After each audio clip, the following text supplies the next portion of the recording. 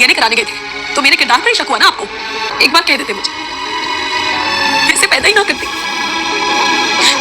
हमारी बच्ची बाप की नजर में यूं गाली तो ना बनती। For God's sake, तुम चुप कर सकती हो?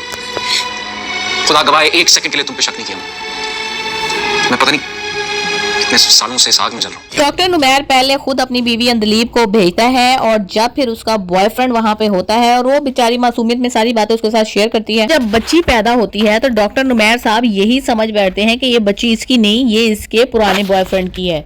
अगर तुम्हें अपनी बीवी के ऊपर इतना ट्रस्ट नहीं है तो पहले इतना महान बनने की, ग्रेट बनने की, एक्टिंग करने की क्या जरूरत है? फिर उसको घर पे ही रहने दो। वो तो पहले ही कह रही थी कि मुझे नहीं पढ़ना आगे। तुम जो अपनी बेटी को उठा उठा के जाके उसका डीएनए करवा रहे हो तो कितनी जिल्लत की बात है कि एक लड़की के लिए कि उसके बच्चे को एक हराम का बच्चा समझा जा रहा है, उसके बच्चे को जायज औलाद माना ही ना जाए उसके अपने बाप की तरफ से।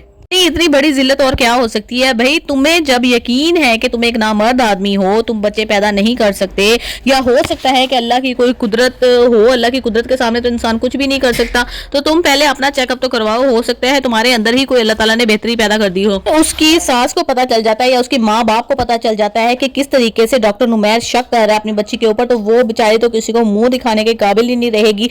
क्या सोचेंगे सारे लोग? वो ये सोचकर उसका तो हाल ही खराब हो जाता है कि ये क्या कर रहा है ये शख्स, ऊपर से इतना डिसेंट नजर आने वाले का अंदर से ये हाल है। इसी तरफ डॉक्टर ज़ारा है जो कि कम्प्लीटली अपना कैथारसिस कर रही है एक साइकेट्रिस्ट के साथ, क्योंकि कोई ना कोई स्टेज इंसान की जिंदगी में ऐसी आती है कि अगर उस चीज का कैथारसिस ना किया जाए, अगर वो अपने अंदर रख ली जाए, किसी को ना बताया जाए, जिस तरीके से वो कह रही है कि मुझे ऐसे लगता है कि मेरी कोई बात नहीं समझेगा और मैं बहुत ज्यादा अकेली हो चुकी हूँ।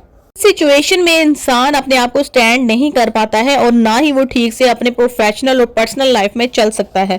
डॉक्टर ज़ारा ने ऊपर से तो हसन से कह दिया था कि मुझे डिवोर्स दे दो, लेकिन अंदर से वो अभी उसको टाइम देना चाह रही थी। वो अपनी जिंदगी को, उसने ये धमकी उसको सिर्फ इसलिए दी थी कि अपना इलाज करवाए, अपनी माँ से मिले और इसका ठीक हो जाए, इसका सिस्टम जो कि खराब हुआ है। बेचारे ने सोचा कि मजीद मैं किसी औरत की नज़र में गंदा ना हो जाऊं, इसलिए जो वो कह रही है, जो वो डिमांड कर रही है, तो मैं फौरन ही उसकी डिमांड पूरी कर देता हूं ताकि मजीद मेरी तरफ से उसको कोई दुख ना मिले। तो वो उसको डिवोर्स दे देता है और एक मिसअंडरस्टैंडिंग की वजह से ये इतना खूबसूरत रिश्ता जो था इनका ये खत्म हो जाता है कि चाहे कितनी भी पढ़ी लिखी क्यों ना हो, तलाक उसके लिए आज भी एक बहुत बड़ा धब्बा है।